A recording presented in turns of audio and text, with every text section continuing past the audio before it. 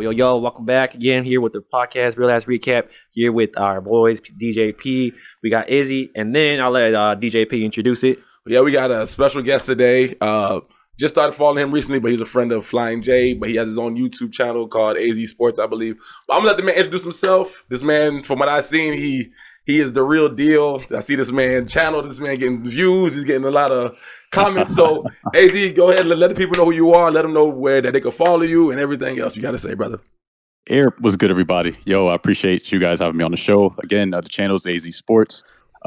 My name is Xavier. You guys can just call me X for short. X. Yeah, man, I've been kind of on the content journey for about 2 years now. Actually, February is my 2-year anniversary. So definitely a passion of mine.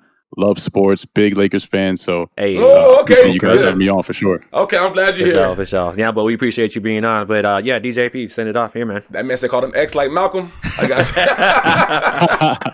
you. Nah, bro. But get to this is like our main thing that we wanted to get into.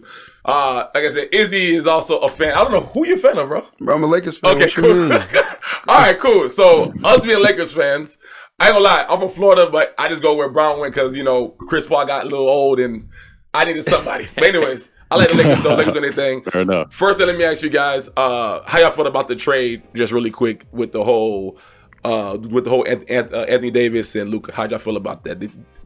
How you feel about X? Man, I think just like pretty much everybody else, it was a shock. You know what I'm saying? And crazy story, funny story is that like I was actually going to sleep that night because that was the same night we played against the Knicks in the Garden. Yeah. So we blew them out. We smacked them. You know, AD was still hurt. LeBron had like a 30-point triple-double. So I'm about to sleep like a baby. Yeah. So my boy ended up texting me, and it was like a graphic saying that Luka got traded to the Lakers, but I didn't believe him. So I put like a little laughy emoji on it, and I was about to go back to sleep. Yeah. And he just kept blowing up my phone. He was like, "Yo, it's real. AD got traded, blah blah." So I was like, "What?" Yeah. Open up Instagram. Sure enough, bro. Sham Sharani. He breaking news. Anthony Davis gets traded to the Mavericks for Luka Doncic. I lost my mind. I couldn't believe it. It's got to be one of the craziest trades in NBA history for sure. Ever. How about you, Izzy? Yeah, same thing. So I was at a dinner and my phone was blowing up. And people saying, like, he got traded. I didn't believe it either when I first heard it. And then I looked it up and I saw Shams tweeted it, so I knew it was legit. And I'm thinking, like, how do the Lakers get Luka in his prime? Like, it don't make no sense. Yeah. So I'm thinking, like, what did the Mavericks do, or what did he do with the Mavericks for them to let him go? Because you don't trade a guy like that, averaging so much, like an all pretty much one of the best players in the league. You don't do that and send him to the Lakers, but for the Lakers, it's a perfect situation. Definitely. Because LeBron, you see a revitalized LeBron. Bro, ever since that happened. You're not lying about that LeBron one. been hooping, and then at the same time, there's no way you could guard the Lakers now. You're not going to double LeBron. You're not going to double Luka. You're not going to double AR. Like, we got so many pieces to score with. I worry about the defense, but you're going to have to outscore us. So I like the trade. All right, so let me ask y'all just real quick before we get to the main thing. So you guys feel like Lakers won that trade? Oh, 100%. How about you, X? Yeah, it's one of those situations to where it's less about wanting to lose AD and more so about wanting Luka. If somebody calls you saying they want to trade Luka Doncic to your team, you can't say no. So I mean, you see what I'm saying? You see a lot on social media talking about how, AD's getting traded and maybe he wasn't a good fit. Some people were saying that Brown was tired of him. It's all nonsense, bro, because it's AD. He's one of the best players in the league, bar none.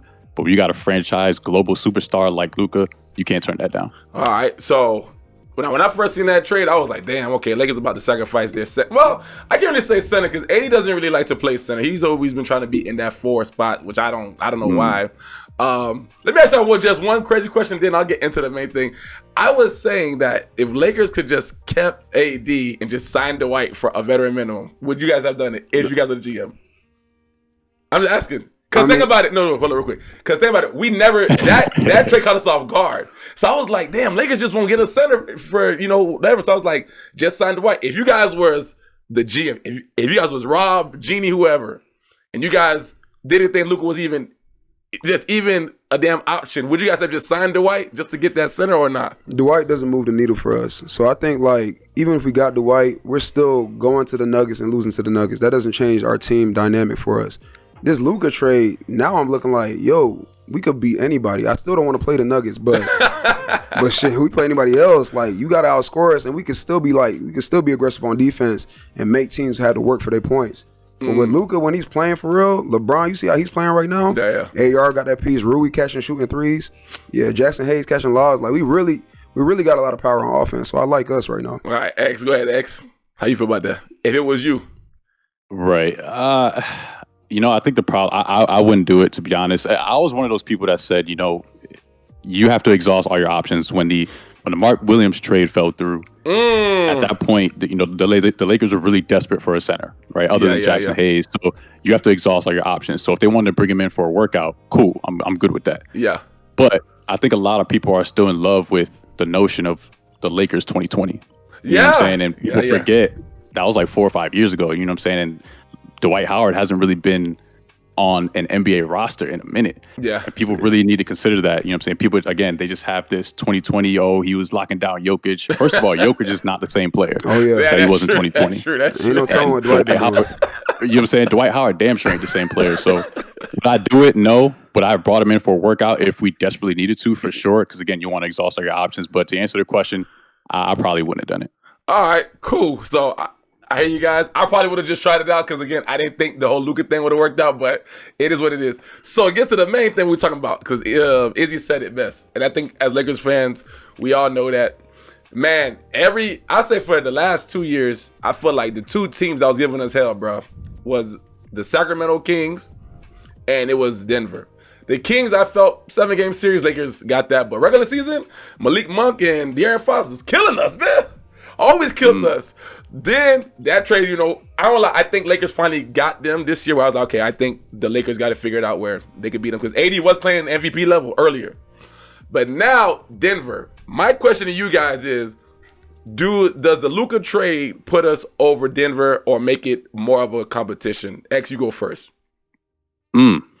That's a tough one right there. So, no, it's a really good question, and that's what a lot of Laker fans they're asking that, right? So, I'm leaning towards yes, and the reason why I say that is because a lot of people are obsessed with this notion that you can stop Jokic. I'm telling you right now, that's not going to happen. Yeah, you right? can't. You know what I'm saying? I don't care who we got back there, Dwight Howard, whoever.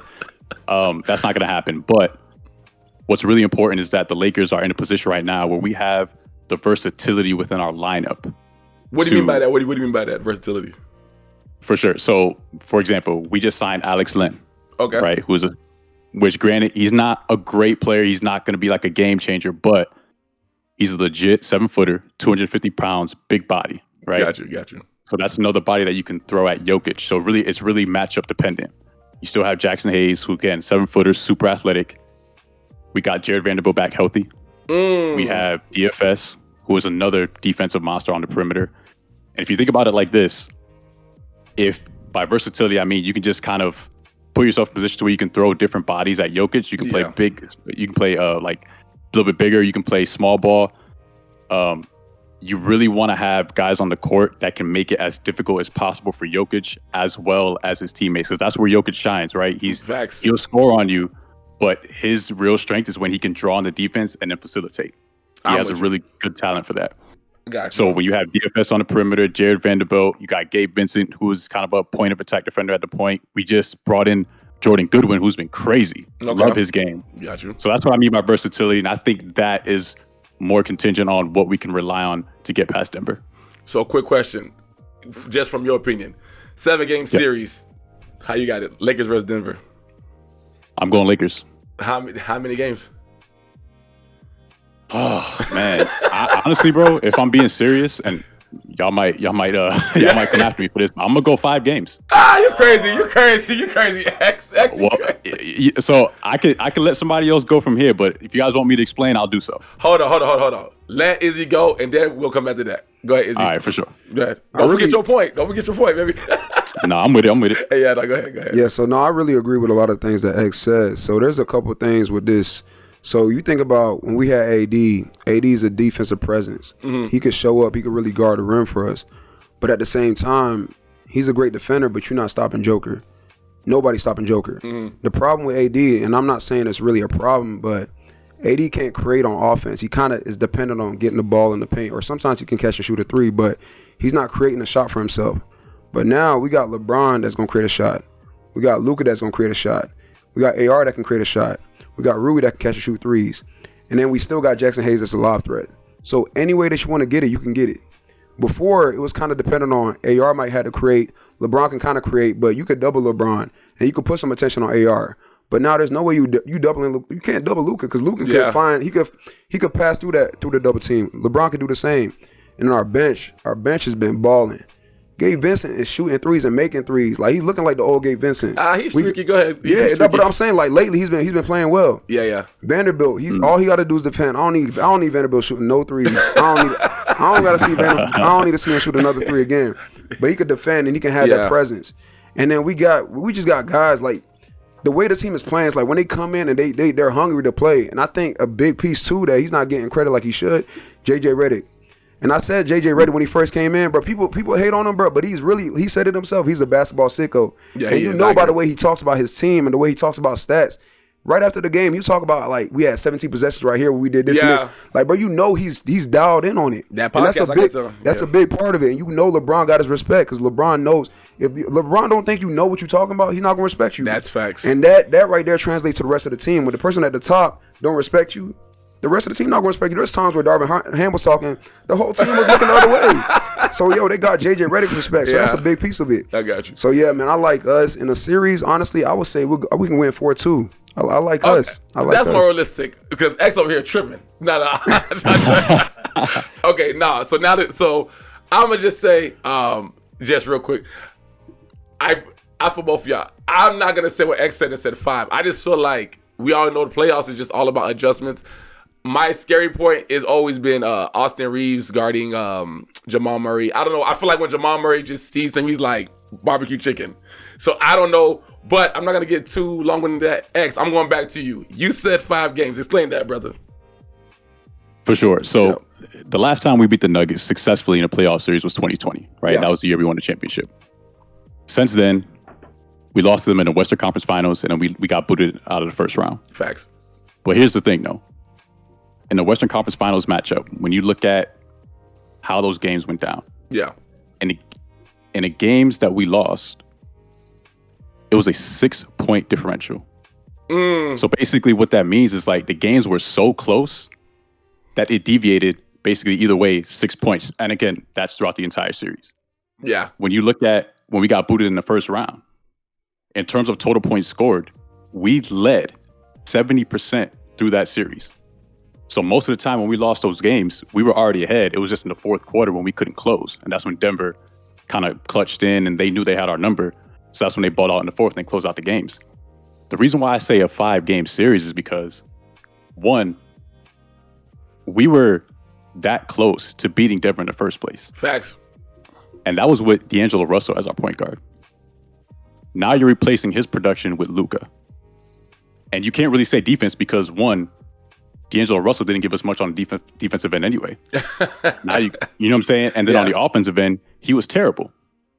In the games that he did play well, it was kind of up and down. One game, he went like 0 for 9 from 3. The next game, he dropped 14, so very inconsistent. You see what I'm saying? Yeah. Now, you do lose Anthony Davis, who, again, that was a really good point that you brought up because he does have a defensive presence, but at the same time, you're not guarding Luka. And then AD was also very inconsistent on his end as well. So one game, you'll get 40 and 20. The next game, he might give you 15 and 10. So, I mean, I think with the presence of Jared Vanderbilt, with the presence of DFS, and with the offensive production between Luka, LeBron, AR, I think we just kind of punch them in the mouth. Let's say we win the first 2 games, maybe we drop 1, and they're like, yo, this is not the same Lakers team. Yeah. You know what I'm saying? And then from there, I don't think it's too unrealistic to close them out in a gentleman's sweep. I really don't. I ain't gonna listen. I do agree with y'all because I do remember the game when LeBron scored 40,000, I think, the last time, whatever it was. And I just remember like the Lakers was beating Denver the whole game. Then we got to the fourth quarter, like that last 6 minutes. I'm like, what the hell's going on? Yeah. And mind you, I was there, so I was mad as hell. But so now just go further, because I know that we all talking about Jokic and whatnot. Now let's go through the other team with Denver, because with the Lakers, like y'all just said, biggest thing is defense. Yeah, man, that defensive end is always the scary part. Vanderbilt being back is cool. I'm not gonna lie to you, he let me down a lot. He ain't never showed me who he was, college and all that stuff. He ain't never showed me who he really was in the NBA yet, bro. Even when he was back on Minnesota, I never seen the Vanderbilt that people talk about. Even Cam Reddish back then, I was like, who are these guys? So when we're using these guys to say, oh, we got these guys now, I don't see it. That's why Denver still scare me. So let's get to the defensive end. How you feel about the defensive end that Lakers are pretty much in a position where we kind of suspect that? Go ahead, Izzy. Honestly, I really don't think we're that suspect because even without AD, I think we're playing like a really stingy type of defense. What to that the mean? point, to the point where like everybody, when they get their minutes, they're trying to make the most of those minutes. Facts. People are running around. You see the energy. Like people are chasing. If somebody misses somebody, somebody's chasing and covering them up. Like they're covering each other up. And I really think too, like Vanderbilt, he don't need to be a scorer. I think like JJ Redick makes it very clear what everybody's role is. Like, yo, your role is just to defend. You don't got to take no shots. Like, everybody knows what their role is. I was watching the interviews when JJ Redick came in, and the players are talking about, like, how the coaching staff is. Everybody was clear about what they had to do. Max Christie, I hate that we lost him, but he knew exactly what his role was. He was defending. He was catching shoot threes. You ask anybody on the team what their role was. They knew what it was. So people know that they don't got to be going out there and trying to score 10, 15, 20 if their job is just to defend. Got you. So with our defense, like, we really just needed a big man. So with the Alex Len thing, I'm really not mad at that because he can go out there against Denver and get 6 fouls. I'm cool with that. He don't got, just go make it hard for Joker because that's really all AD did too anyway. So make it hard for Joker, rebound, be a presence in the paint, and then play defense. I think we good, bro. Honestly, I like the confidence. We stay healthy. I like us. Go ahead and X. Yeah, so let me throw something at you guys real quick. Yeah. So now keep in mind, AD has been out even before he got traded. He's been out since Philly, which I believe was on the 28th of January, right? Because he had the abdominal injury. Yeah. But in the last 10 games, right, the Lakers are 9-1. Yeah, they on fire. Offensive rating, 120.9, which is 5th in the NBA. Damn. Defensive rating, 106.3, which is 1st in the NBA. Total net rating, 2nd in the NBA. Effective field goal percentage, 1st. True shooting percentage, 1st. Damn. And the reason why I bring that up is because, you know, to the point that was previously made, like when we run these small ball lineups, we are so tenacious. The energy is it's on another level. Yep. AD is an all NBA, all defensive player. But you got to admit, he hasn't really been the same since 2020. Yeah, he ain't been. You know what I'm saying? He doesn't have that same pep to his step. So he's like a low motor almost. And we got rid of him. I don't mean to say it like that, but you know what I mean? He's no longer the team. Yeah. We got rid of D'Angelo Russell. Those are 2 low motor guys. And then what do you notice the difference? The energy has gone up. LeBron James is rejuvenated. You got DFS. You got Vando on the court. And to speak on Vando a little bit, Vando does exactly what he needs to do, which is be a defensive menace and to rebound. That's what he does. We didn't have Vando the last time we played Denver in the playoff series. You got to keep that in mind. That's true. So when you need somebody to chase MJP around those screens, Vando's that guy. So if we had had him in the last series, that could have been an absolute game changer. So I mean, yeah, man, I don't know. I think you know what I'm saying? I'm not worried about defense right now, to be honest. Y'all tripping, not worried about defense. So X, I'm gonna have to disagree with you on one little piece. One little piece you said. So you said AD's low motor. So I actually disagree with that. I agree with him. I think AD, when he's healthy, I think AD's the best defender in the league. What? I think he's the best defender in the league when he's healthy. No, I agree with that. He should have won Defensive Player of the Year multiple years because he really is that effective on the defensive end. But the problem with AD, which I hate to say it, but like you just think like when is he gonna get hurt? Because it happens every single year. He might be jogging on the court and break a toenail and be out for 6 weeks. So it's like that's the thing about AD is like man, he's a great prone. He's a phenomenal player, bro. Best defensive player when he's healthy. But it's just like when is he gonna get hurt? So now that like if we just stay healthy now, man, I mean I think we good. All right, so I disagree because I don't know. Giannis is I think better defensive than AD. Yeah, if I can speak on that real quick. Go ahead, brother. So notice how you said AD jogging down the court. You see what I'm saying? It ain't showtime. It ain't showtime, Lakers. Man. You feel me? You feel what I'm saying? So it ain't showtime. that was my only point. I would never question Anthony Davis's defense. He is an elite defender, arguably the best in the league. But when he shows up one game and he's giving you 25, 30, and 12, and then the next game he's giving you 15 and 12. That's fair. Or 15 and 8. That's what I mean by low motor. It's like you never really know what you're going to get on a consistent basis. That's all I meant by low motor. Yeah, I can agree with you on that. All right, so let me say this. Now, this is, like I said earlier, this is the big issue I got. Austin Reeves has been developing. That boy has been cold. Didn't he have like 45 the other night? That boy, he the white I ain't gonna mamba. lie to you. I had no faith in him, but he did show signs through the years before. But Austin Reeves is definitely developing into.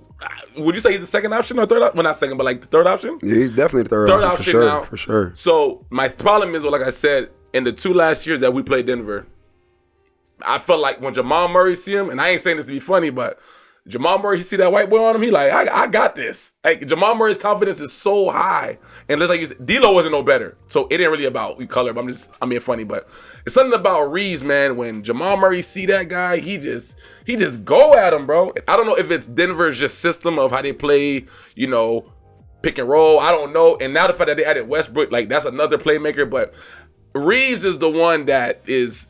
Whoever guards Jamal Murray, I just feel like it can't be Reeves. What do you guys think about Jamal Murray? Or let's just get to all the other players. Jamal Murray, Michael Porter Jr., all these guys. But I feel like Murray is he's scary, bro, in the playoffs, bro. My thing with Austin Reeves is like, I think what we did is we had Austin Reeves guarding the best player on each team. So that took a lot of his energy on defense. And then we're still expecting him to be creating on offense. So now when we got so many people that can create on offense, and then we got different players that can defend, it kind of helps Austin Reeves have some energy for offense and still have some energy for defense because he's not having to do both. So I think that Luka piece is so big because Luka could really control the ball, play at his own pace. He could be playing that like a chill mode the whole time, and then people are still being able to do their own thing on defense. Like it makes the team so much better having another ball creator, another ball handler, and guarding Jamal Murray. You're not gonna stop Jamal Murray. It's just like Joker. You're not gonna stop him, but you just got to make it tough for him. So throw some guys at him, but then at the same time, we can keep up with him on scoring. It's not just LeBron and then AD trying to do something in the paint and then AR sometimes. Like we got pieces all over the place that can score too. So just like it's gonna be hard for us to stop them, it's gonna be hard as hell for them to stop us. So at this point, bro, what you mean? Come I on, don't bro. know, dog, because What? And Oh, X, no, come on, bro. And X, I'll let you go. Let me get this Come quick. on, bro. It's not that I disagree, bro. It's just like I said. It's just like when you see it on paper. Like, okay, for example, I'll go back a few years. Remember when Lakers got Andre Drummond? We're like, oh my God, now we got like a nice like big three. Andre Drummond. I'm just going backwards. I'm going backwards. When we got Andre Drummond, we were like, okay, cool. Bet that didn't work. Then when we got Westbrook, I thought Westbrook was gonna work for sure. It just didn't work. I don't know what it is. I like D-Lo better than Westbrook, but Lakers look great. When you see it on paper, like, man, this should work out right now. But it's something about Denver, bro. I just be like, they look too professional compared to Lakers. Lakers are like, we look good, but I don't know, bro. Like, no. Like Rui to me should be the third option, but Rui ain't fully going. I don't know. No, yeah, X. Go ahead. It's all good. It's all good.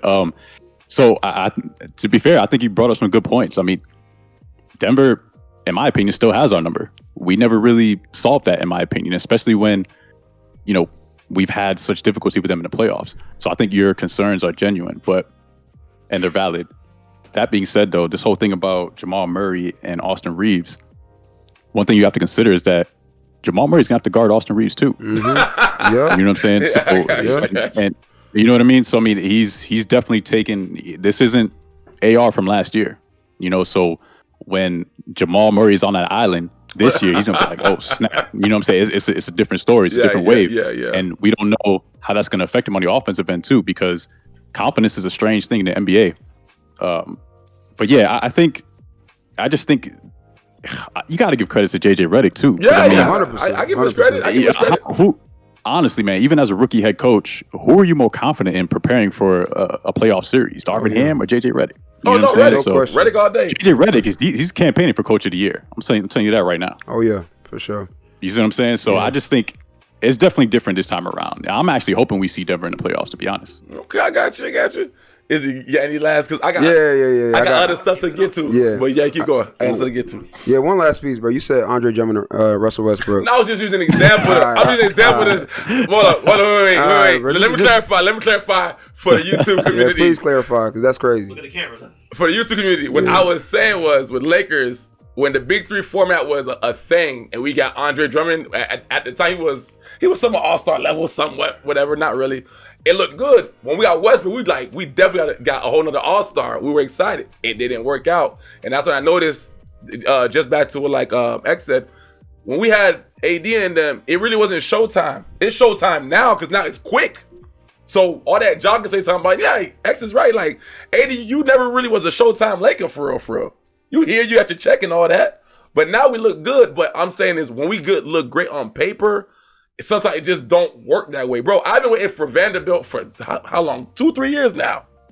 I remember Anthony Edwards told that man, listen, you've been hurt for 2 years.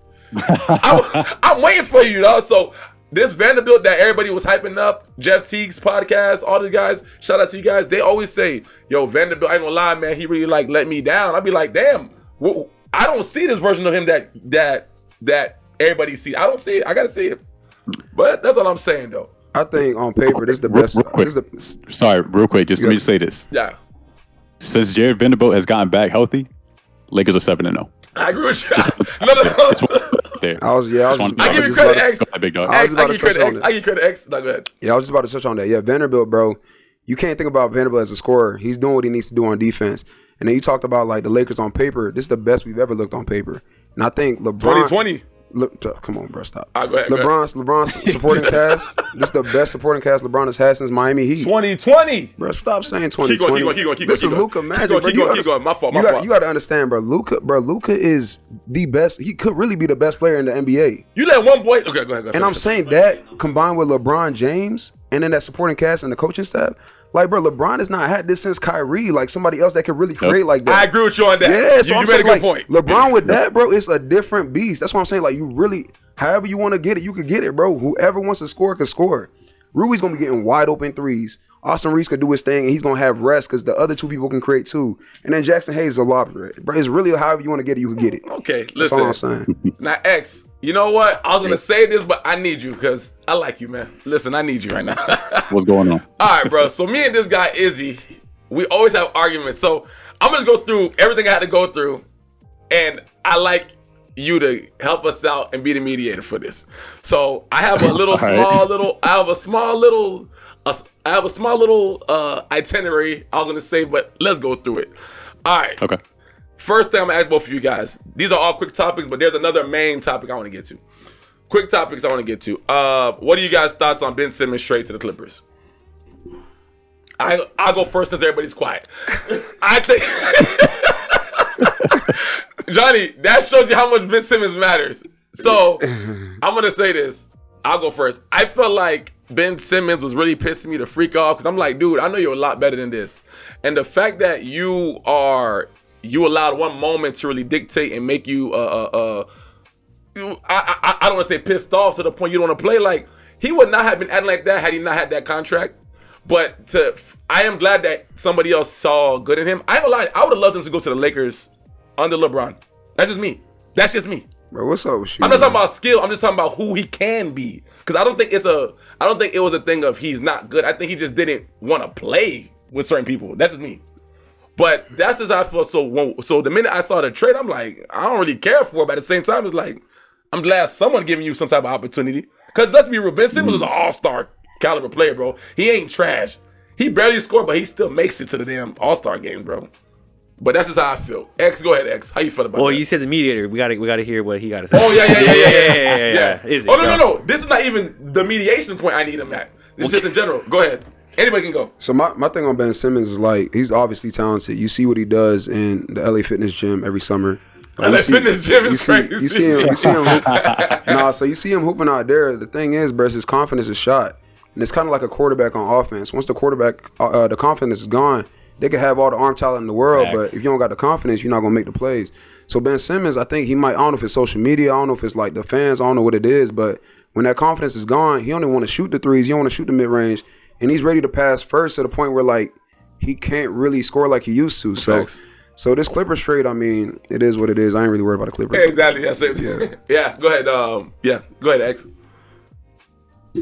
Oh man, I'm gonna keep it real. Ben Simmons scares me. Mm-hmm. It's like it is definitely mental. I do agree with that. With Ben Simmons, it's mental, and ever since he just went through that stretch to where Philly was just really letting him have it, he hasn't really been the same. But if somebody can unlock that, bro, he's a nightmare. Yeah. Like, seriously. You got to think about it. When he came into the league, he was the young LeBron comparisons were not crazy.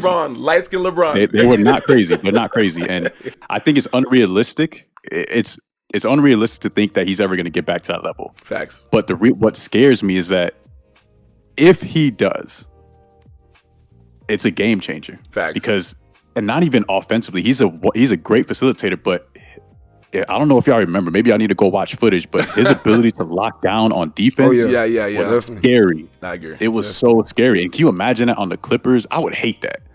Because as a Lakers fan, that's the worst thing you would want. You know what I'm saying? So I don't see it happening. I think it's just another move, and I think his career is going to end up fizzling out, unfortunately. But if Tyronn Lue can unlock that mental block, hey, man, that's going to be scary. All right. Let me say something real quick. So I joked a little bit about Ben Simmons. But not X said it perfectly. Like he really is so talented, and it really just comes down to that confidence. Like if he does get that confidence back, it's a scary team. The Clippers are talented. I agree. And it's really just a mental thing, man. If he could just knock out that mental and get the mental right, he's gonna be a talented player. I joked a little bit about his talent, but you good. I'm playing around, so. You a hater. It's cool. You good. Bro, come on, bro. Okay. All right. Then next topic before we get to that man one. How you guys feel about this? Is not like another series, but just a quick thing. How you guys feel about the new All-Star game format? Like, are you guys feeling it? Is it? I'm still confused by it. I kind of get it, but how you guys feel about the whole new All-Star thing? I mean, it's cool, but in my opinion, just like any All-Star format, it's all about how the players approach it. Facts. Damn, so Max. you can kind of, beautiful. You know what I'm saying? You can orchestrate and try to draw up any type of format that you want, but the players have to be bought in. So if the players are bought in, it's going to be a great weekend. But if not, it's going to be another disappointment. So that's just how I feel about it. Right. Yeah, I think really the NBA had no choice but to change it because it got to the point where it's almost it's impossible to watch. So I think it's a good idea that they're changing the approach of it. But yeah, X again, he said it perfectly. Like it depends on the players. Like the players don't take it seriously, the fans not gonna take it seriously. So the players got to play their part, and then I know the NBA is doing everything that they can just to change it up and get the viewers to watch it. So yeah, that's really all I got. All right. Speaking of players playing their part, just really quick, first impressions of players after trades. Let's go first with AD. X, go ahead. Minus the injury. Yeah, well, okay. I was going to say it's unfortunate that he got hurt, but minus the injury, I was actually, once I got over the shock of the actual trade, I was looking at Mavs. I'm like, yo, they might come out the West. Yeah. To be honest. I mean, defensively, Anthony Davis, Max Christie is really coming into his own. I miss Max Christie, bro. He was so good. Mm-hmm. Why? PJ Washington. What? Why do I miss? Yeah, no. I didn't see him. I didn't see him like that yet. I didn't see him like that. He wasn't trash at all, but I ain't see him like that. No, but X, go ahead, X. I'm sorry, bro. I'm sorry. Go ahead, brother. No. You good. I mean, Gafford, Lively. I mean, I just saw the Mavs as being probably the scariest team in the West defensively. And then you still got Kyrie Irving and AD. That 2-man game could be nasty. I really thought they had potential. It's unfortunately they got struck with injuries though. So do you think that it's over for them right now if AD doesn't come back? I mean, they have other center pieces that can step up. They do, but I mean, yeah, exactly. The Gafford just got hurt. AD's hurt now. Yeah. Okay. Dwight Powell's hurt. So I mean, I don't know if they're gonna make the play-in. To be honest, at this rate, we don't know when AD's coming back. So yeah. Okay, how about you? I don't know. How about damn? I said you said they don't even make other playing. X, don't make the play-in. It's gonna be tough. Yeah, hey man, it's just too many injuries, man. Kyrie can't do it himself, and I really think Kyrie's at the point of his career where he's not a number one option. He needs to be that number two. Like when he says he misses his hermano, that's what he means. That trust me, he misses Luka. I heard he was stressed out. I heard that boy hungry. Yeah, for sure. Nah, go ahead, AD. Yeah, the thing with AD, man, I think AD was hooping prior to the injury. And I think really with the Mavericks, man, people hate on Nico and what he did. And I agree that it was a terrible trade. But at the same time, the Dallas Mavericks were built to win right now. Yeah, facts. Because with AD healthy, you can't stop him. You got Kyrie that can create. You got multiple pieces. AD could play the 4 like he wanted to. So the Mavericks really could have been. They had a chance to be great this year and even possibly win a championship. But the thing, like I said with AD earlier, bro, is just like what's gonna happen next and when it's gonna happen. When is he gonna get hurt? And sadly, he just got hurt again. So unfortunately for them, like that's just how it goes, kind of with AD. It sucks. It sucks for him because he's the like one of the best in the league, top 5 when he's healthy. But it's just bound to happen with his injury history. Okay, well, I know all of us are all in agreement with Luka's killing it. How about Fox? We haven't really talked about Fox. How do you guys feel about Fox ever since he went to the Spurs? I kind of like it. I mean, I like Fox and Wemby combination and Chris Paul being there with that veteran leadership. I don't, it's something about Wemby. I'll be real with you guys. As tall as Wemby is and as good as he is, I don't know if it's the team, bro. I don't feel like it's not enough, Like, it don't really move. It makes the Spurs look better, yes. But I feel like once Paul's gone, then De'Aaron Fox just takes Paul's spot. But I feel like they need more, bro, to even, like, be a threat.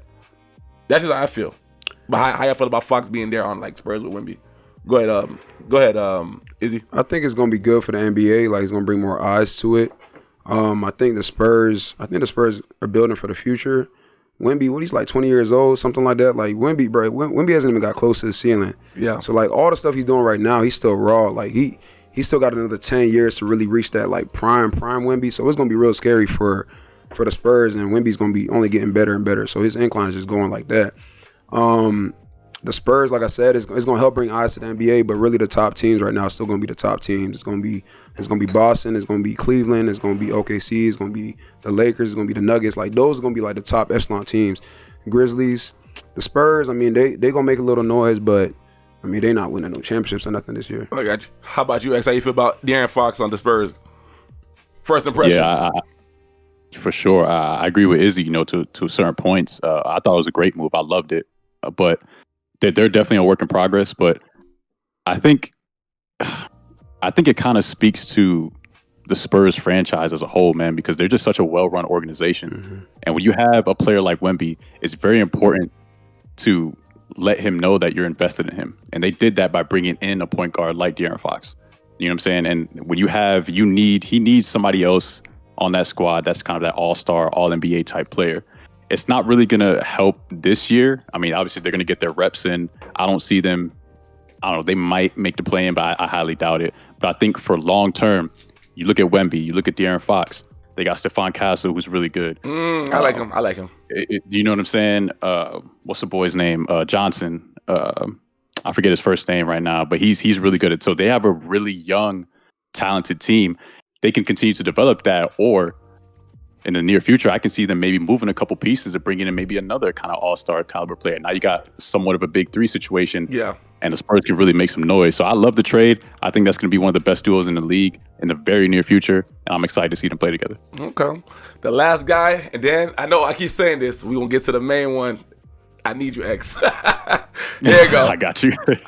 This one, Jimmy Butler on the Golden State. I'm going to just start off and say this. I'm not going to lie. When I saw this, I said, it felt weird because I feel like, this is me, I feel like Curry's, don't take this literally, but Kuminga to me is like the closest dog that I've seen Curry play with. When I say dog, as far as, I'm from the South, so when we play basketball, you get more credit for driving in the paint than shooting a 3. I feel like Kuminga drives to the paint. Jimmy Butler, his game to me, I can even classify what his game is exactly, because he can do pretty much everything, but I wouldn't say he's good at a lot of things, but he's not great at one thing, if that makes sense. That's how I look at Jimmy Butler. But to see him play with Curry, I was like, this is kind of different because you having Klay Thompson, Klay can match you shooting 3s. Draymond can give you a 3 every now and then, but the team was kind of built around that. But to now have, that's why I feel like with Kuminga, it didn't really work. 'Cause I'm like, it's working out, but it's not smooth like it used to be.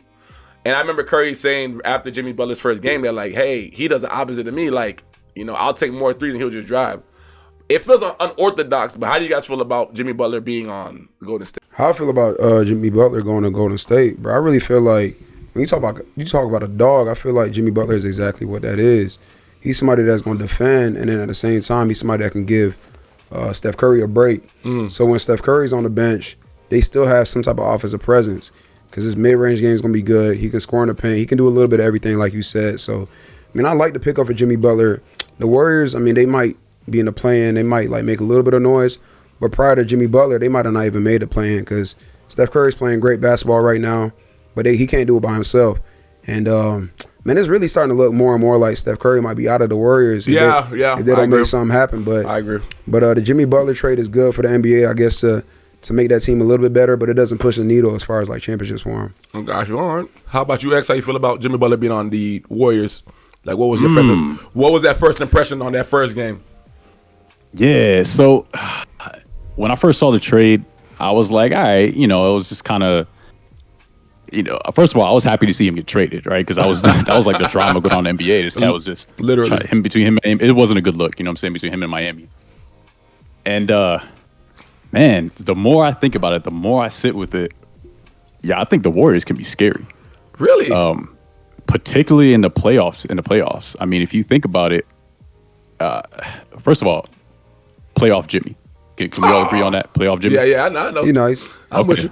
All right. So, and then obviously you got Steph, and you still got Draymond. So, I don't know, man. I if I'm facing the Warriors, I'm definitely not going to that series like, oh, we got this. Oh, yeah. I'm gonna be like, yo, Jimmy Butler's a dog, right? Draymond Green's a dog, and we all know Steph Curry. Steph Curry, he's arguably top 10 all time, in my opinion. I like it. I think they play off each other really well, to be honest. A lot of people are so used to somebody like Klay Thompson who moves off screens, you know what I'm saying, and catch and shoot, baseline drag, you know what I'm saying? And Jimmy Butler, he's not really that, but at the same time, Steph Curry is drawing so much attention that if Jimmy Butler gets the ball, he's on an island, there's not many people guarding him. You know what I'm saying? You got your best defender on Curry. So if you put somebody else on Jimmy, that's lunch money. So, I mean, and then we all know what Jimmy can do on the defensive end too. So I think people are sleeping on it. We'll see what happens. If they can get into the playoffs, it's going to be scary in my opinion. X, I got to give you a flag on the play. You just said Draymond in that. Don't ever put Draymond name in none of this. Oh, man. No. Why you doing Draymond like that? Draymond ain't trash, but I feel like Draymond, he's a good system player. I give Draymond that. Draymond going to come in here, run point. I don't even know who really is the point guard at the end of the day because Draymond does his thing, but I don't know. Draymond, I feel like at this age, I just don't. He been hitting more threes this season. I would say that, but I'm just like, I don't know about no Draymond. But I do agree with you with that a little bit because I feel like Jimmy Butler, I was kind of like, this looks kind of weird to me. But the first game they played, I think they played the Bulls. I think they did really good. But then like the next game, I think they played Milwaukee, and it was damn near tit for tat. I'm like, I think they beat Milwaukee, but it wasn't a walk in the park though, bro. And that was without Giannis. So I'm like, I don't know. We gonna see. My thing with so I think another piece with Jimmy Butler, I think it's a good fit because you needed to bring somebody in that wasn't gonna get bullied by Draymond. Right. So Jimmy Butler got the attitude where you're not finna tell him nothing, I feel like that's gonna fit well with the Warriors. But the same thing on Draymond, he is the glue to that team. Like he helps keep that team together, and he's kind of like the heart of the team. Yeah, but in the playoffs, that heart starts becoming an issue sometimes where he starts getting in foul trouble or he gets kicked out. Because if Draymond is gone, they're not winning the series without Draymond. And if he already has that personality to where the rest is looking for him to make a mistake, and then he makes one mistake, that becomes another mistake, and then before you know it, he got a technical, he fouled out, and if he fouls out, the glue is gone, and that team is struggling. So with Draymond, he got to keep his composure, but at the same time, I like that they picked Jimmy Butler because Jimmy Butler can go with Draymond, and they could coexist. Okay, I got you. All right. Now we here for the main meat and potatoes today. And we got X here, Izzy. We got someone that's knowledgeable. I've seen it all night. X got his facts up. X is here. This is a good referee. I'm letting you. Not even a referee. This is a good third person to add into our debate. Let's do it. So X, this is what it is, brother. Me and this guy for the last, I can say since Bronny, probably summer league. Actually since Bronny got drafted. Izzy is a great supporter of Bronny. I support Bronny too. The problem I'm having with Bronny is, as you know, as an NBA fan, is that obviously because of his last name, no matter what he does, it gets magnified times 20. And for me, it's kind of annoying because I'm like, okay, I just personally felt like what I saw from Bronny in college, it wasn't enough. We all know it's all nepotism. We all know that. But it just bothers me at times. And Izzy defends him a lot. So to get into the main question I'm going to ask, besides making it bland, how do you feel about Bronny James? I'll start off there, X. How do you feel about Bronny James, bro? And keep it I like 100, no sugarcoating. I've been nice the whole time. Absolutely. I'm about to go hard on y'all 100%. now. Go ahead. No. I've been nice the whole time mediating. Now, no phone up. I'm talking all my crap. Go ahead, baby. No, man. I mean, I like Bronny James, man. I think he's a good kid. I think he's a lot more talented than people give him credit for. And the thing is, man, there are not many people. If you look, okay, for example, if you look at the NBA right now, everybody that's locked into an NBA roster, right? Yeah. If you put them all in one room and you ask them, hey, yo, how many of y'all almost died on the court? I can bet you that none of them would raise their hand. Yeah. I'm not laughing at Bronny, by the way, Bronny. I ain't laughing at you, Bronny. But go ahead, though. No. No. I was laughing. I'm saying, Bronny, I ain't laughing at you. If you ever see this, I ain't laughing at you. No, go ahead, X. You know what I'm saying? So it's like, and that's a hell of a thing to come back from, you know, and people forget he's a kid. You know what I'm saying? So it's going to take time. It's going to get his reps in, and you see him progressing in the G League. You know what I'm saying? He's consistently saying every time he gets a post-game interview, I'm just working on getting my confidence back. And that's real talk because you see it in his game. He's very athletic. He's smart. He's got high IQ for his age. Yeah. It's all about just like when you watch him play, it's like, yo, go. Like you want to see him take those shots. You want to see him attack the basket. But the more you watch him, slowly but surely, you see it happening. And that's a number one indicator of somebody's confidence, right? So yeah, I think he gets a lot of hate, obviously, because of his last name. It's unfortunate. He's a good kid, though. I think he's a strong kid. He was raised well. And honestly, I wish him the best, for sure. Okay. Now, this is my standpoint, then Izzy will go. The problem I had with Bronny was that we know Bronny going to get to the NBA. We know Bryce going to get there. They made it here. We know nepotism. I told Izzy, this is how our whole argument started, and why you're here. So I told Izzy, because Bronny went to Summer League. He didn't have the best Summer League. And I understand it's the beginning stages. We get it. I was bothered the fact that Bronny was able to make it to the NBA. Forget LeBron name, forget just about LeBron. He was able to get to the NBA off of averaging, I believe he was averaging, like 5 points, maybe like 2 steals, whatever, like maybe like 3 assists. I was like, all right. There's other players that I felt performed better that probably, whatever. Obviously, he got it because of his last name. But just his performance, I felt like, man, I don't think Bronny's really at that level yet. And for LeBron to make the statement, was it 2 years ago, that Bronny can, obviously play in the league, and Bronny was freaking better than like half the league. I was like, all right, show me then. So Izzy doesn't like when I say that. Izzy doesn't like when I say that Bronny doesn't. I don't think that Bronny deserves to get drafted. And the point Izzy typically uses is that Bronny will go to the league, have a game, and I understand Bronny's not getting 30 minutes a game. We know that. He had a game where he had 15 minutes. Cool. He ain't do nothing with them 15 minutes, though. Cool. But it's other games like, Bronny, you ain't doing nothing but just cardio out there. You running around, passing. And I hate how JJ Redick tries to fit him into the freaking, into the whole, rotation. And when he got exposed during Philly, I said, this is what I'm telling you, Izzy, he's not ready for it. Izzy disagrees with me. So my standpoint is, before I let Izzy go, Bronny does not deserve, to me, to be in the league yet. And though they put him in the G League, I don't care what he does in the G League because it doesn't translate to the NBA. That's my stance. Izzy, I'm going to let you go. Say your point, baby. All right, so... Hey, hold on. I heard X going, I don't know. That was me. Okay. I was going to say. Go ahead, Izzy. All right, so I followed... Okay. Nah, go ahead. No. I want X to hear this. Come on, baby. Come on. All right, let me put this down. All right, so... Come on. Hey, go ahead, Johnny. Man, X is waiting on us, man. Ooh. All right, Take your time, bro. Take your time. Nah, X, I'm mad now, man, because this guy. Nah, go ahead. All right, so I'm going to touch on a couple things that you talked about. Remember, make your statement first so that X knows how to keep up with us. Bronny don't deserve to be in the NBA. That's what I was. All right, so yeah, you said Bronny doesn't deserve to be in the NBA. I completely disagree with that. So I'm going to first start with one thing that you said. LeBron did say that Bronny's better than half the league right now. Yeah. That was unfair to Bronny, and LeBron should have never said that. If LeBron could go back and take that back, he 100% would. But if you look at Bronny in high school, Bronny was a McDonald's All-American. He played in the McDonald's All-American game against some of the top players in the entire nation. Yeah. He was one of the top scorers in that game. What happened between that time and when he went to USC? Dude had a heart attack and almost died. You think about I don't want to use that part, but hold on, bro. I'll let you have your piece. My fault. Go ahead. You think about how that affect you athletically. That's one thing. But think about the mental. The last time you were playing this game, you almost died. So all these little movements that you're making, you're gonna hesitate. It's gonna take you at least a year just to get that back right. And then you said another thing. Bronny don't deserve to be in the NBA right now. He shouldn't be playing in the NBA right now. He's in the G League where they gave him the full reins. Bronny, take as many shots as you want. Bronny, this is your offense. Bronny, do whatever you want out there. Get the minutes, get the experience. USC's not giving him that. You could do that in LA with the best trainers in LA. LA trainers compared to USC trainers.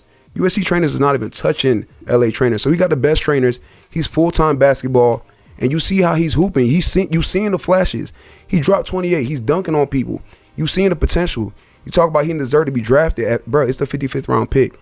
And I say that, the 55th pick. I hate when you say that. I say that because, bro, when you see a 55th pick, that is a project. They drafting you off of potential. 55th round picks is not supposed to come in and start hooping in the NBA right away. They're supposed to go to the G League. And I promise you right now, you're not finna name 10 people that was drafted 55th round that go in the NBA right away and start hooping. You can't even name 5. You might not be able to name 3 because it doesn't happen, bro. When you get drafted 55th round pick, it's low risk, high reward. Bronny, low risk because if he doesn't pan out, you use the 55th round pick that usually doesn't pan out anyways. But if he does pan out, it's already panned out on ticket sales. You already see when he's doing it in the G League. You already seen on the jersey sales. Bronny is doing his thing already, bro, and it's a project to the point where, too, he got the work ethic from LeBron.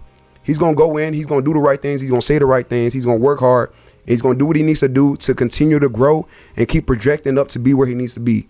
So you keep saying, like, yo, the Lakers should have drafted somebody else with 55th. I ain't say that. I said not him. I got the text. Hold on. I got the text. Quincy. Don't do that. I screenshotted the text. So I knew you were going to say that.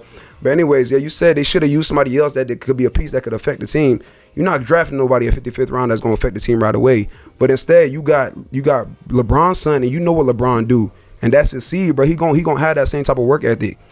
And then you see what he's doing in the G League already. What he's doing in the G League already shows that he deserves to be in the NBA with a 55th round pick because that's what they do. They go to the G League and they play. And you seeing what he's doing right now, bro. Watch next year and then watch the year after. He's only going to get – this is the worst he's ever going to be. This is the worst Bronny's going to ever be. I can take that. I can take that part. And he's only going to progress from here. X, let me ask one question, then X, I'll let you go. When you play basketball, it's a system. It's a job. People go into the people come from high school averaging, let's say high school high numbers. People come into high school averaging 18, go to college probably averaging 14, and that's good in college. Then they get to the NBA thinking I'm about to be averaging 22, and they probably averaging 5. Everybody in the league, we know that they're all good. My thing is that I feel like this is the problem that I have. X, I'm saying when it comes to Bronny, I remember he was saying one of the G League games that he didn't say it this way, but he pretty much like he needs to feel more free. I understand that.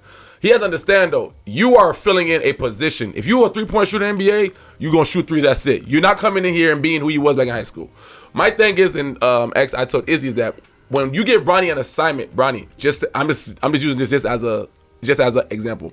Bronny, I don't want you to drive, just stand in that corner and just shoot. When LeBron gives it to you.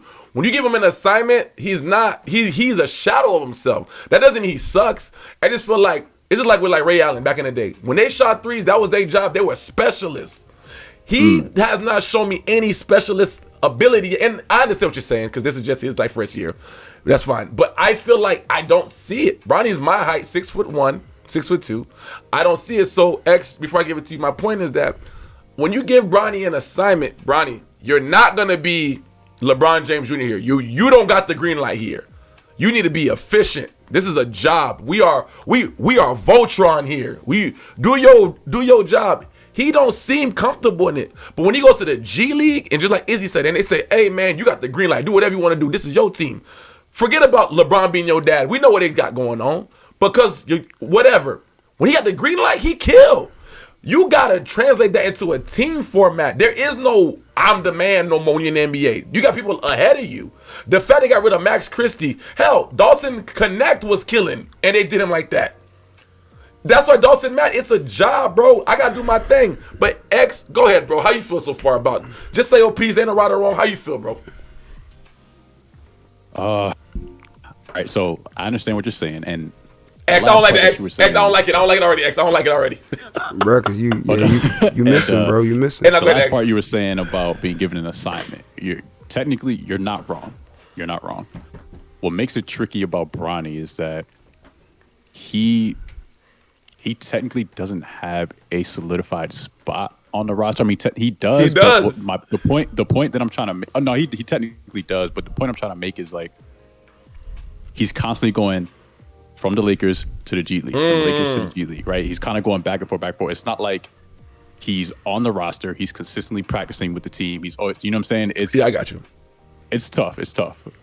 To your point, though, about basically him not deserving to be drafted, I think that's a little bit wild. And the only reason why I say that is because, well, hear me out. No, go ahead. The only reason why I say that is because it was pretty accurate. When he came out of high school, a lot of people don't remember, he was actually projected outside the top 100 in terms of the projected draft. Got you. It wasn't until his performance at the draft combine that his draft stock went up to the 55th pick. Got you. So people say he didn't earn it. I disagree. That's the road that you take. You go to the draft combine and you show out, and then that affects your draft stock. So from someone to go outside of the top 100 to the top 50, top 60 is crazy. I mean, his numbers at the draft combine were exceptional. And that kind of tells you that the raw talent, the skills, and the ability, it's there. Something else is the problem. And I'm telling you, it's his confidence. He needs more reps. He needs more time to develop. And granted, I do think he should just pretty much spend his time in the G League. That I do agree with. I agree. But if you're going to kind of want him to be somewhat in the rotation or get some minutes, probably not a good idea to put him out on the court against Philly against Tyrese Maxey. I think JJ Redick set him up for failure for that. Yeah, I agree. Very bad position. Yeah, go ahead. No. I'm sorry. Go ahead. You finish. Go ahead. Finish. No, I was just going to say that, you saw a lot of people dragging Bronny online, talking about he got cooked. Tyrese Maxey cooked everybody that night. So, I mean, he finished with like 40 plus points. Yeah, 40 points. So 40 that's not really fair. In that particular situation, JD didn't set him up for success. But all in all, I think he earned his draft position based on his performance in the combine. And I think a lot of people they're going to be surprised in the next year or two when he really starts to get him into his own. I can take the years later part. That part I can accept because you're here now. I'm going to ask you, what other player could get drafted day 2 of being drafted? Hey, we're going to lock you into this 4-year contract, $7-8 million. You're good. My thing with Bronny, why I don't respect it, because you're playing with a cushion. You've been locked in. Forget about LeBron. Forget about that part. You're locked into a contract for 4 years. That's fine. When you mess up, where most people, if they mess up 2 or 3 games, you're out of here. I can make all these mistakes. And again, I'm not saying that he's making mistakes. It's like they said, it's a lack of confidence. NBA players the NBA don't got time for that. I feel like Quincy on the G League Lakers, they were playing. Quincy plays really, really, really, really, really good. But I'm just like, damn, Quincy can't even get that spot. I just think my problem is that he's set up in a good way, and I do believe Bronny will be that in a couple years. Yes, I do believe that. But I just feel like when I saw out the gate, I'm like, damn, bro, I see people like you all the time at LA Fitness. I don't see you like that. But I could be wrong. He is killing in the G League. I will give him that credit. But I just felt like, Bronny, you know how much pressure it is to play a basketball game when you try to make a team, and if I mess up, I'm out of here. He don't got that, bruh. So if I can give a quick response to that real quick, real quick. Yeah, go ahead. So, granted, yes, if we're talking about just pure basketball, yeah. I think you're right. You're definitely, you have some validity in that point. But people forget the NBA is a business. Yeah. Thank you. So thank you. The NBA is a business. So how many other players are going to be locked into a contract, but they're also bringing in $50 million in jersey sales? Thank you. Go ahead, you know what I'm saying? So I just wanted to. Go ahead, Izzy. My bad. I just wanted No. So like what I was saying on that standpoint is like, if you're Bronny's agent, I'm not accepting anything less than a guaranteed at least 2 years, because whatever you pay me, I'm gonna 10x that within the first 30 days. So like that, the money standpoint, you already got that. Something you keep pointing out with Bronny, bro. You keep comparing Bronny to a first round pick. You saying like he needs to come in and do this and do that. No, he doesn't, bro. Just because his last name is James, he doesn't need to do that. Compare him to a typical 55th or even second round pick. Those guys are projects. They draft him off of potential. He had a great NBA combine. They draft you off of potential. If you're getting drafted in the late rounds of the second round, you're drafted off the potential. Nobody drafts somebody 55th and say, oh yeah, he's gonna come in and ball for us right now. It's rare. unless you've been in college for 4 years and you 23 years old, okay. But a 20-year-old that's getting drafted in the second round, 50 plus, bro, you're not expecting him to come in and hoop right away. It's something that has to be developed. Look at Max Christie. You talked about Max Christie earlier. Max Christie's straight. He's straight. Yeah, this is third year. What was Max Christie doing last year and the year before? He better than Bronny. You talking about? Bro, what did did you see Max Christie last year? He didn't get minutes like that.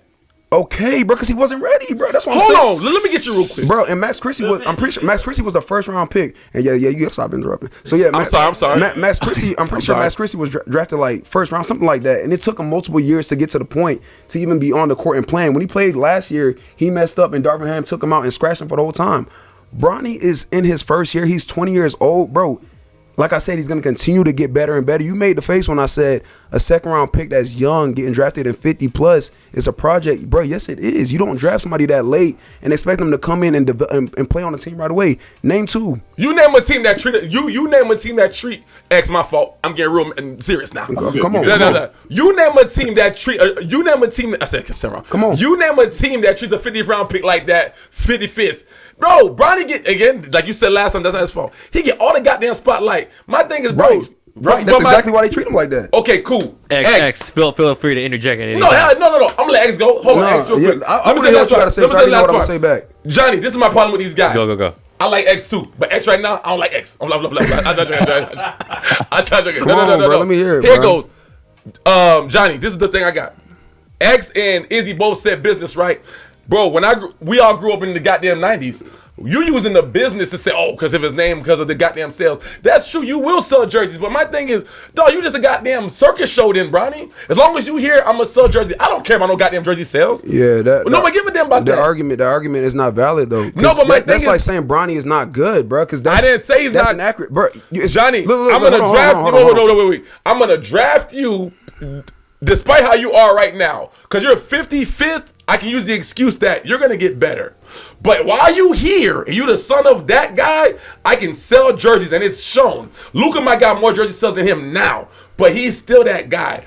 I'm just saying, don't sit here and tell me he deserved to be here when the business is a conversation. When niggas got drafted outside of goddamn high school, it was the skill. When Kobe came out of high school, this nigga is good. AD? But, I got a question. No, AD didn't make it out of high school. AD went to college. Oh, he was a lot. He was like the month before. Go ahead. I got a question. Hold on, no. X gotta go. No, I mean, go ahead, X. You gotta go. X, you have anything to say? Hey, my bad, fellas. I don't know. I think your audio might have went out. Okay, no, you good. All I was saying was that, just to repeat it, I was telling that when you mentioned the business with Bronny, I just said that I didn't grow up in an era like that where that was a thing. I understood when people got drafted for their skill, people came straight up out of high school, KG, LeBron, it was just a skill. Now that the NBA has gotten more money, when you say, oh, Bronny is a good draft pick because of the business, he's going to sell jerseys, it's hard for me to respect that you're here because it's like, dude, you could have got here averaging no points. Because my last one I'll say is, I've never seen somebody in the NBA or in a combine that decided to go, somebody in college that decided to go to the draft with horrible stats, and because they performed in the combine really good, they drafted him. That's not how it happens. People look at you and say, okay, how did he do in the goddamn March Madness? I'm just using just the whole example. How did he do in college? How did he do under pressure? How did he do during March Madness? How many of those kids were a former All-American that had a heart attack that dropped the stats and they had a great NBA combine? Damn. How many of those kids had that? Bro, you know what's so funny? You know what's so funny? I'm going to say this last part, and then I'll be done with this. I don't want to be rude to Bronny. Bronny, I'm not being rude to you. The fact he got the heart attack would make it more reason not to draft him now. And then the NBA combine. The numbers on that. It don't matter. You had a heart attack. Bro, the thing is, bro, the NBA combine showed that he had the potential to do it. And you keep saying, bro, okay, so we talked about the business for the guaranteed contract. But you don't get drafted without being skilled too. If you think about it, there was other teams trying to draft Bronny before, and they said don't draft him because LeBron wants him on the Lakers. So he would have got drafted anyway. So we can't even say that. And then you talk about talent with skill. The talent is shown right now in the G League. Look at the G League. There's people that got drafted before him that he's playing better than in the G League right now. I promise you that. So look at the numbers, bro. You saying it like he's a scrub, bro. He's doing it in the G League, and he's showing the skills that he needs to show, and he's only gonna keep developing. So you say like, yeah, he only got drafted because of his name and because of the money. but he's hooping too. So it's like it's the perfect medium. The Lakers won this trade, bro, for sure. I mean, the Lakers won this draft for sure because he's already shown what he could do, and they're making money like they need to. The GM, that's a great decision for the GM. Like I really just feel like you a hater. That's really all I feel like with this situation. I think the reason I think you a hater about it too is because you keep talking about like I grew up like this. You had to get up. I know that's one thing, but at the same time, bro, yeah, he grew up this way, but he got the skill too. You're not finna tell me a McDonald's All-American that went to the NBA Combine and hooped doesn't deserve to be drafted when they're trying to stop other teams from drafting him. Like, come on, bro. AZ, what you got? Man, I saw you on the screen, man. Y'all was going at it. I don't like this guy, man. AZ, dog. Look, AZ, go ahead, bro. If you ain't anything to say on this, I'm gonna close it out pretty soon. You go ahead, brother. I got you. The whole Bronny situation, man, it's one thing that I've noticed, and not a lot of people are really talking about, is obviously I don't know how y'all feel about LeBron James. You know what I'm saying? GOAT, not GOAT. That's a conversation for another day. GOAT. But I think we could all agree that he's kind of like that dude that people love to hate, right? You know what I'm saying? That's not the same for his son. If you go into those arenas, every time he gets checked in, Bronny, we want Bronny. MVP. We want Bronny, right? Mm-hmm. So to a sense, I understand what you're saying. Strictly basketball. When you're talking about him getting drafted, like if he wasn't LeBron James' son, just looking at him as a raw prospect, yeah, you can make an argument that, you know, maybe he shouldn't have got drafted. But again, he went to the combine and he showed out. So you have to give him credit for that. You have to. But on the flip side, he's putting butts in seats, man. He has the people. So I mean, I remember you said earlier, you said how many other teams are going to treat Bronny like that, or a 55th pick like that? Well, I'll tell you what, if they bring in $50 million, they're going to treat him just like that. You understand what I'm saying? So you have to look at it from both sides, because it's not like he's trash. He's not trash. He really isn't. Regardless of what people might say online, he is a very raw prospect.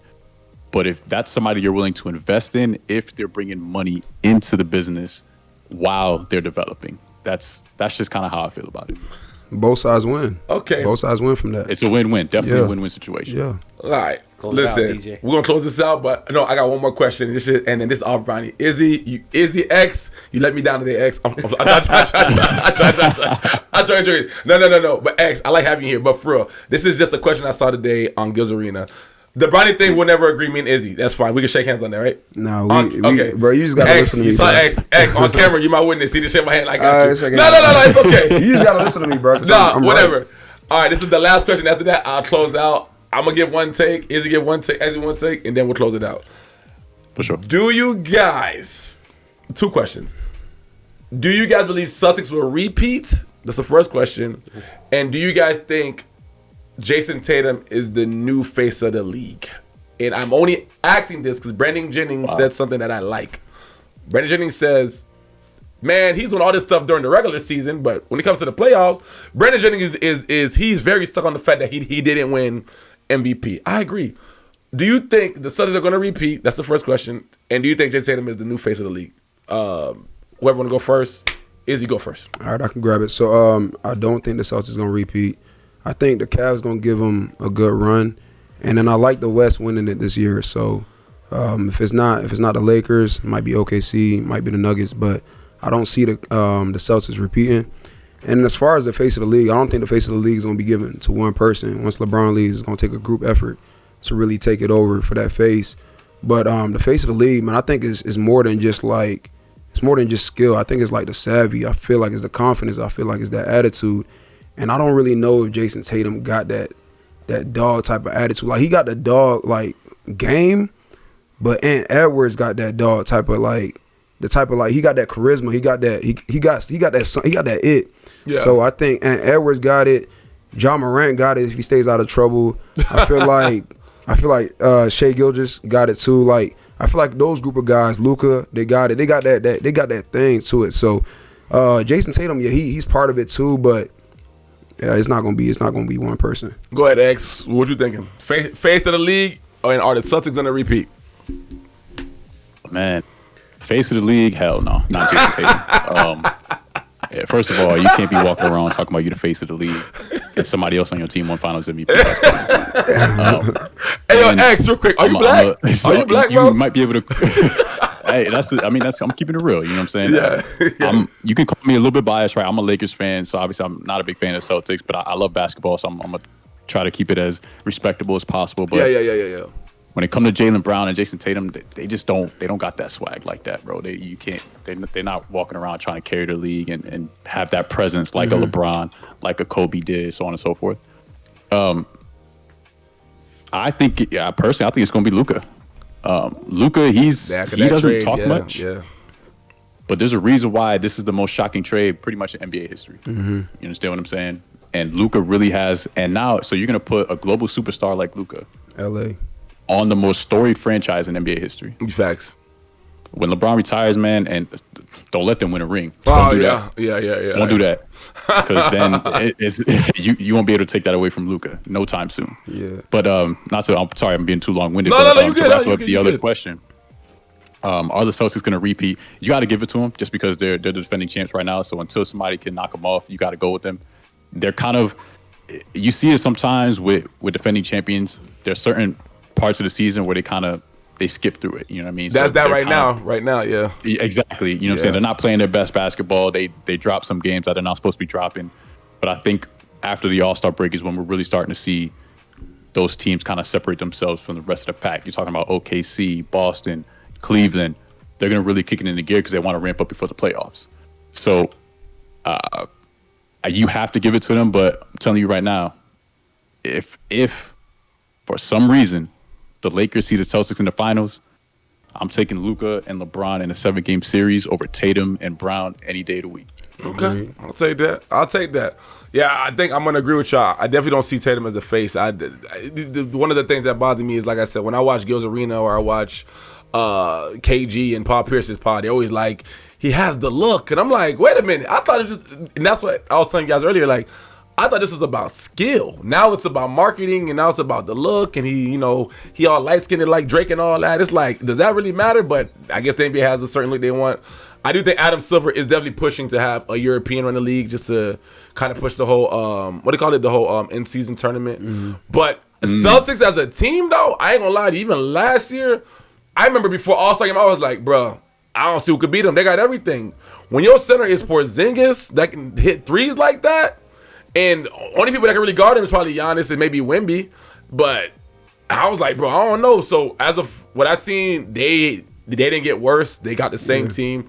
I think Lakers stepped it up, but I don't know, bro. They might get that. But Cleveland is hooping. But I do feel Cleveland, I ain't gonna say they fold, but the games that matter, I'd be like, come on, y'all. Yeah, I ain't worried about them in the playoffs. Yeah, exactly. That's what I say. So overall, I'm gonna wrap it up, but I kid on one thing real quick. Yeah, go ahead. Hold on, real quick. So Tatum's not the face of the league. I think Celtics really have the potential to repeat. If anybody wins in the West, it'd be OKC, but I don't think OKC have enough playoff experience. I feel like they're a really good regular season team, but we will see. I agree with that. Yeah, but go ahead though. Yeah, so one thing you talked about, like being a face, you were talking about how like it has to do with other things. You were asking if it has to do with other things. That's what they said though. Yeah. So actually, I agree. Like I think it does have to do with other things. It's not just strictly skill, because if it was just strictly skill, then Joker would be the face of the league. But I don't think Joker will ever be the face of the league because it takes other things. Like Ant Edwards is gonna be more of a face than Joker ever will be, because Ant Edwards got that swag to him. Like he's gonna talk trash, but he got the charisma too. Like he got all them little pieces to be the face. So I do think like it's more than just skill. Yeah, the skill gotta be there for sure. Yeah. But you gotta have those other little pieces to make the puzzle and make you the actual face. I'm with you on that. So, man, today was a great night. Our second episode of Fanalytics. We had Izzy. We had X, which had Azsportx. X, real quick, do you want to let the people know where they can find you? Hey, it was good having you too, bro. I do appreciate you being here, bro. Yeah, my bad. Hold on. X, let the people know where they can find you. Let them know let them know that your YouTube and all that. Where can everybody find you? Yeah, absolutely, man. I like to keep it simple. It's the same handle on everything. So it's Azsportx. That's AZSPRTX. That's on, I always call it Twitter, but it's X. You know what I'm saying? X, Threads, Instagram, Facebook, TikTok, YouTube. It's all the same handle, man. You know where to find me. I got you. Izzy, you want to let people know where they can find you? Yeah, I got Instagram. That's really the only thing I got. Yeah, man, I'm with you, dog. Yeah, No, Izzy, go ahead, yeah, Izzy. for sure, man. I thought that this was a great experience, man. I appreciate you guys having me on. No, but hey, man, like I said, we appreciate you guys, man, coming on. This is definitely a trial run for us. We did Fanalytics before, but this was better. I had to say my opinion. And yeah, man, AZ, until next time, you guys like, subscribe. If you guys are not subscribed yet, but you're watching this, that's effed up. That's effed up. All right, y'all. Peace out. Peace. Appreciate y'all.